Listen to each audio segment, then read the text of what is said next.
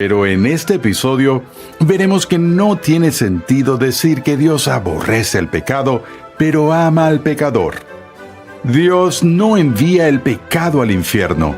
Él envía a los pecadores al infierno porque son objeto de su ira.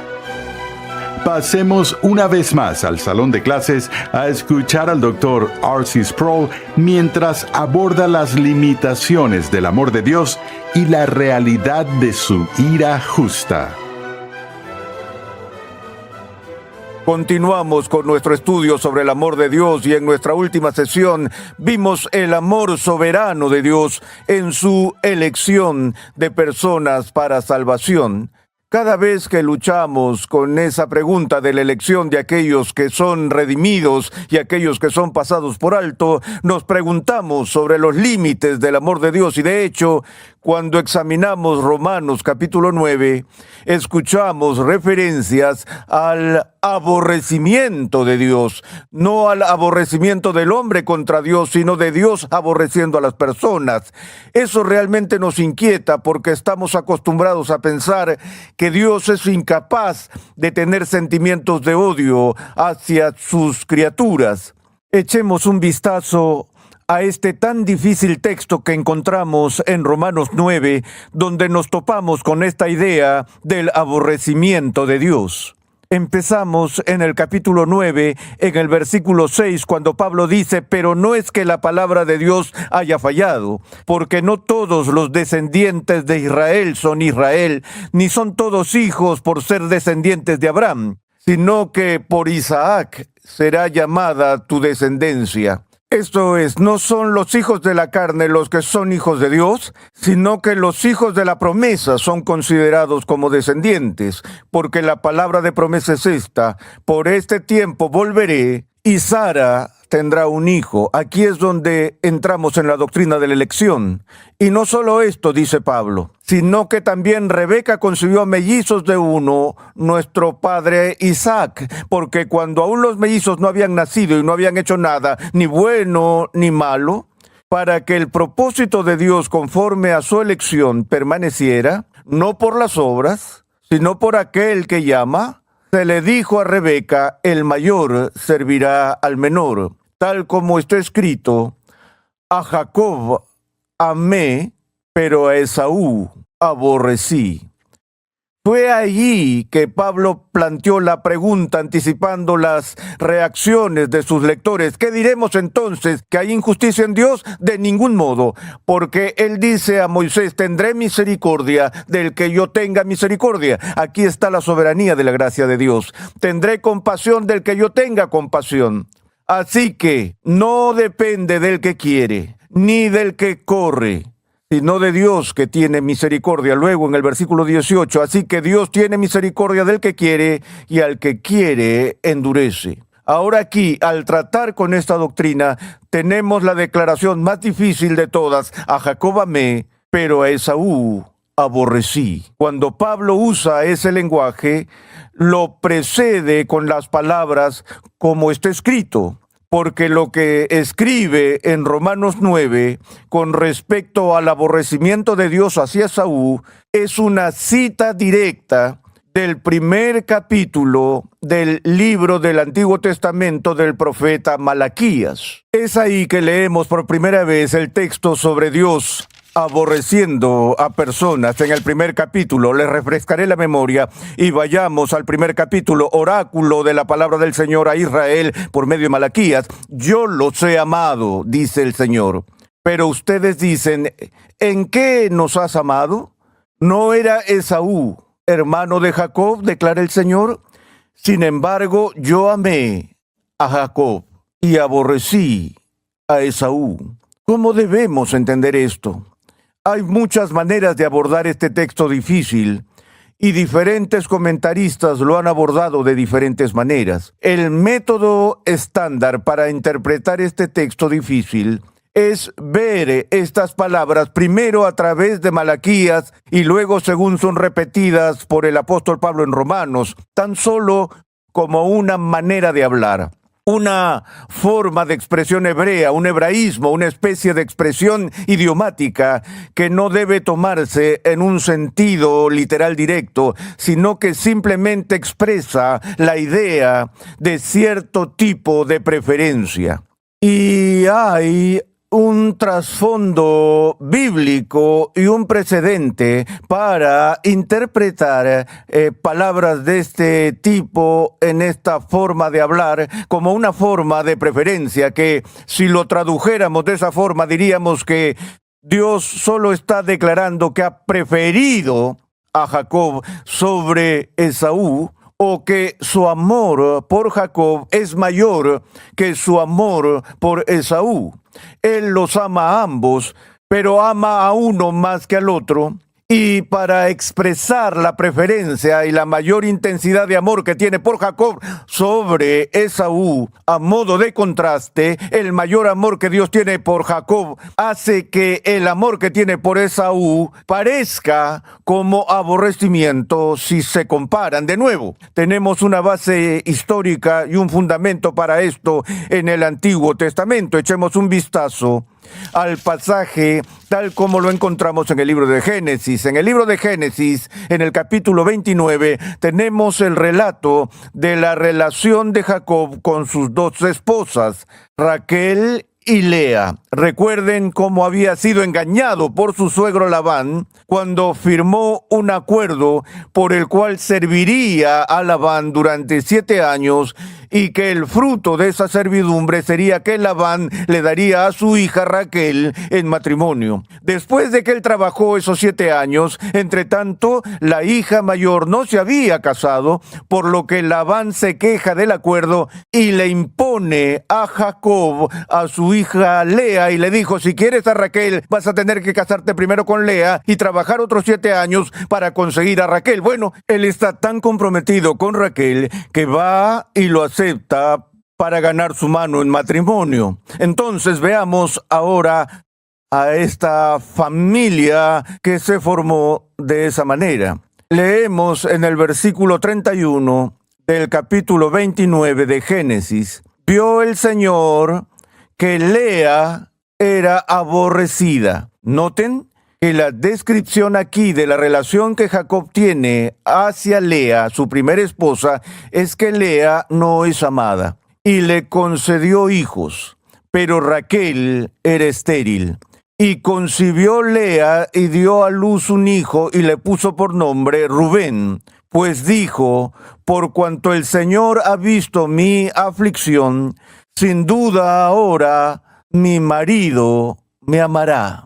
Concibió de nuevo y dio a luz un hijo y dijo: por cuanto el Señor ha oído que soy aborrecida, me ha dado también este hijo, así que le puso por nombre Simeón. Concibió otra vez y dio a luz un hijo y dijo: ahora, esta vez, mi marido se apegará a mí, porque le he dado 3 hijos. Con cada uno de estos embarazos, la esperanza de Lea es que ahora Jacob la amará, porque aparentemente, al menos en su percepción y de acuerdo con lo que dice la Escritura, la percepción de Dios, ella no fue amada. Pero si retrocedemos solo un versículo antes, vayamos al versículo 28. Así lo hizo Jacob y cumplió la semana de ella, y él le dio a su hija Raquel por mujer. Y Labán dio su sierva Bilha a su hija Raquel como sierva. Jacob se llegó también a Raquel, y aquí está la declaración: y amó más a Raquel que a Lea. Noten que no dice a Raquel amó, pero no amó a Lea, o a Raquel ha amado, pero a Lea ha aborrecido. Todo lo que dice allí en los versículos 28-29 es que Jacob amaba a Raquel más de lo que amaba a Lea, que había una preferencia, una mayor dimensión del amor que sentía hacia una esposa sobre la otra, pero en comparación, Lea se sentía como no amada en lo absoluto. Cuando ella dijo: ahora que le he dado a luz estos hijos, tal vez me ame, lo que realmente dice es: tal vez me amará tanto como ama a mi hermana Raquel. Así que aquí vemos la idea hebrea, donde hay un grado de amor, donde uno es más alto que el otro, que por contraste, lo que es menos amado se considera que no es amado, o la antítesis del amor, que es aborrecimiento. Si no está claro en ese texto, vayamos al Nuevo Testamento para ver quizás el ejemplo más famoso de este tipo de lenguaje que encontramos en el Nuevo Testamento. Lo encontramos en el Evangelio de Lucas, en el capítulo 14, en un discurso de Jesús. En el versículo 25 del capítulo 14 de Lucas leemos esta declaración: grandes multitudes acompañaban a Jesús, y él, volviéndose, les dijo: si alguien viene a mí y no aborrece a su padre y madre, a su mujer e hijos, a sus hermanos y hermanas, y aún hasta su propia vida, no puede ser mi discípulo. El que no carga su cruz y me sigue no puede ser mi discípulo, porque ¿quién de ustedes, deseando edificar una torre, no se sienta primero y calcula el costo? Continúa y utiliza más ilustraciones sobre cómo una persona sabia, antes de comprometerse, tiene que considerar las consecuencias, tiene que considerar el costo. Estas personas que quieren subirse al tren con Jesús y seguirlo a él y sentarse allí y recibir todas las bendiciones que está dando mientras sana a los enfermos, los ciegos y los sordos y demás, les dice: esperen un minuto. Si quieren ser mis discípulos, hay una etiqueta de precio adjunta. Hay un costo alto para eso. Deténganse y consideren ese costo antes de seguirme, porque si no están preparados para aborrecer a su madre y a su padre, para aborrecer a sus hijos, para aborrecer su propia vida, no pueden ser mis discípulos. Así que Jesús presenta a sus contemporáneos un requisito previo para el discipulado: aborrecer a la familia.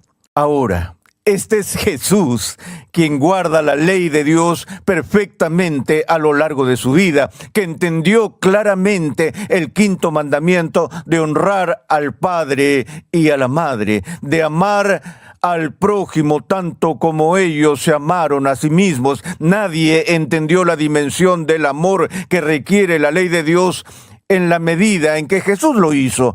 Quiere decir, literalmente, que si quieres unirte a mi grupo de discípulos, debes estar lleno de hostilidad, enemistad y aborrecimiento hacia tus padres. ¿Debes aborrecer a tus hijos? No, de nuevo, está usando este modismo hebreo de preferencia. Él está diciendo: voy a requerir tal compromiso de tu parte, tal devoción, tal amor, que si quieres ser mi discípulo, entonces se vería en comparación como si estuvieras aborreciendo a tus padres y aborreciendo a tu propia familia y aborreciendo a tus hijos y aborreciendo tu propia vida en comparación.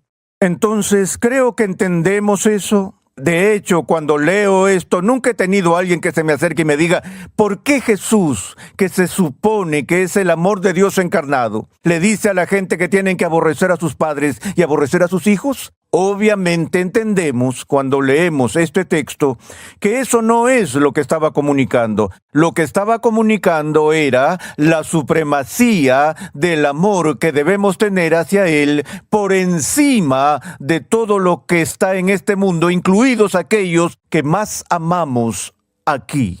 Ahora, habiendo visto algunos de estos ejemplos en la Biblia, podríamos llegar fácilmente a la conclusión y decir: bueno, en realidad no nos tenemos que preocupar de que Dios sienta aborrecimiento hacia las personas o algo parecido a eso.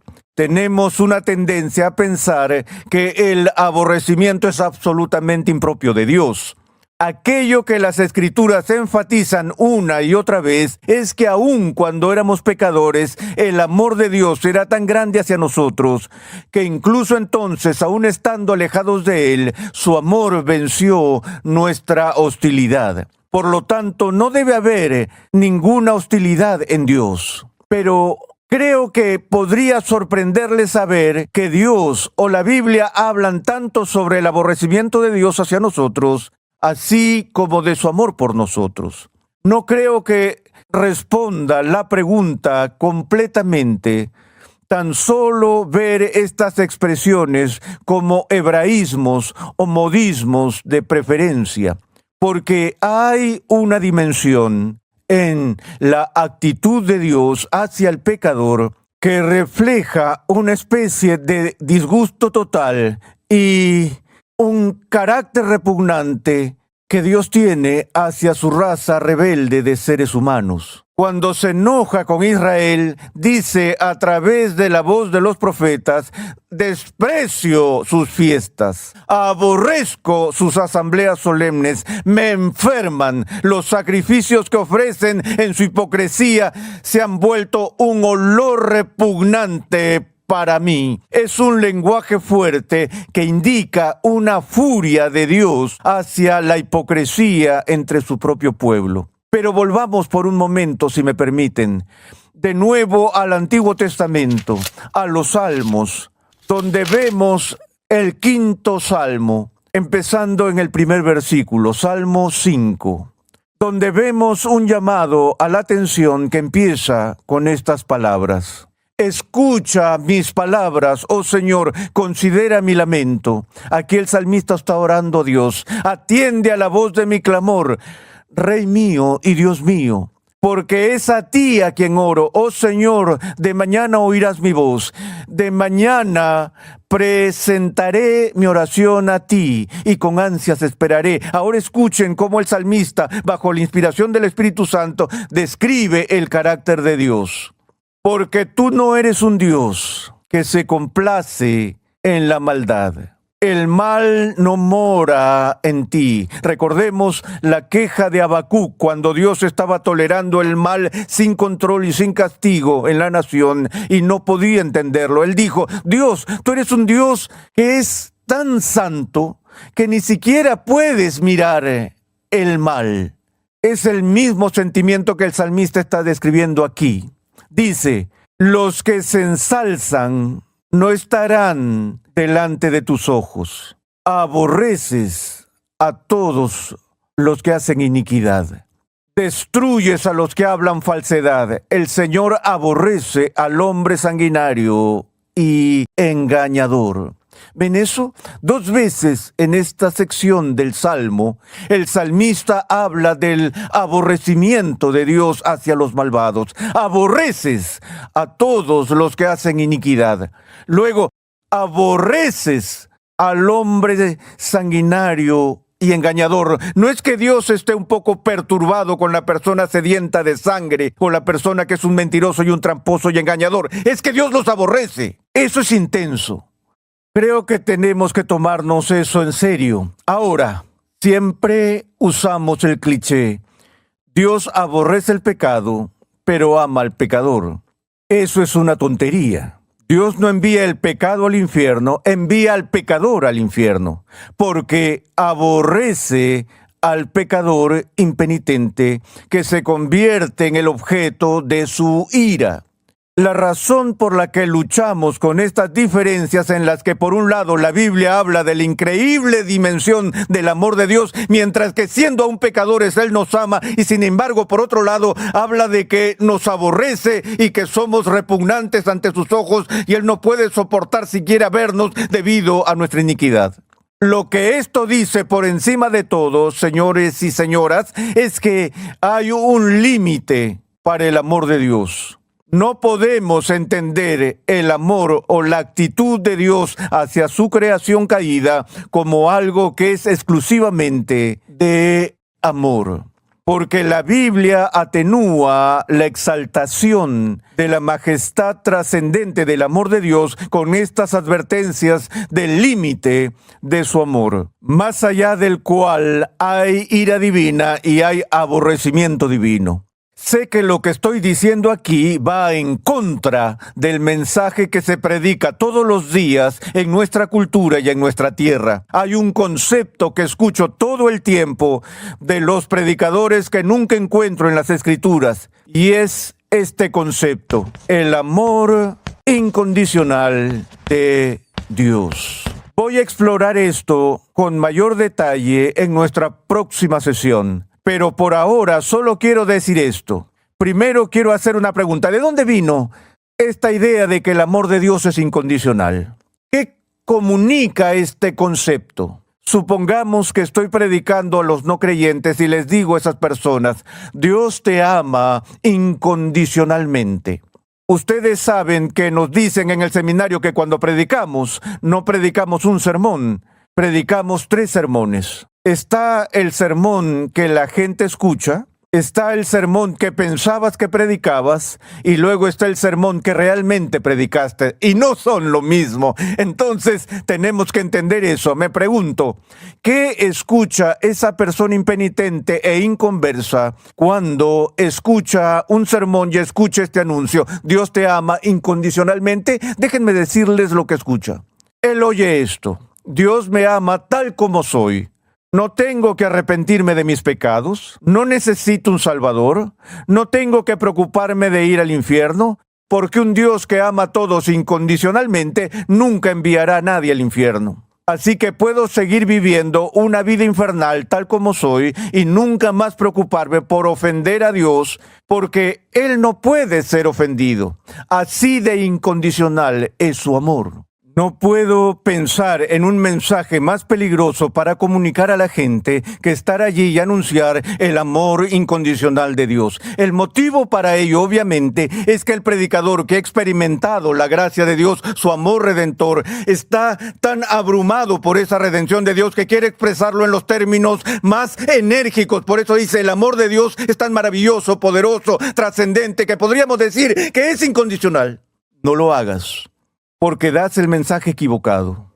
Dios ha puesto una condición absoluta sobre la salvación de cualquier persona.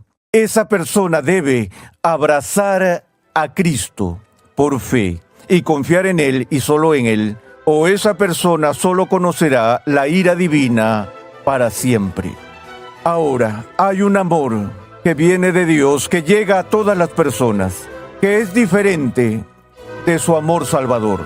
Es ese amor que exploraremos en nuestra próxima sesión.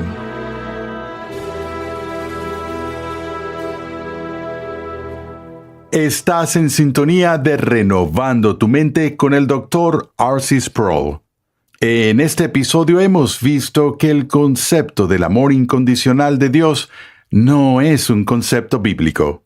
Dios ha puesto condiciones absolutas sobre la salvación de cualquier persona, abrazar a Cristo por fe y confiar en Él y solo en Él. ¿Quieres profundizar en tu conocimiento de las Escrituras?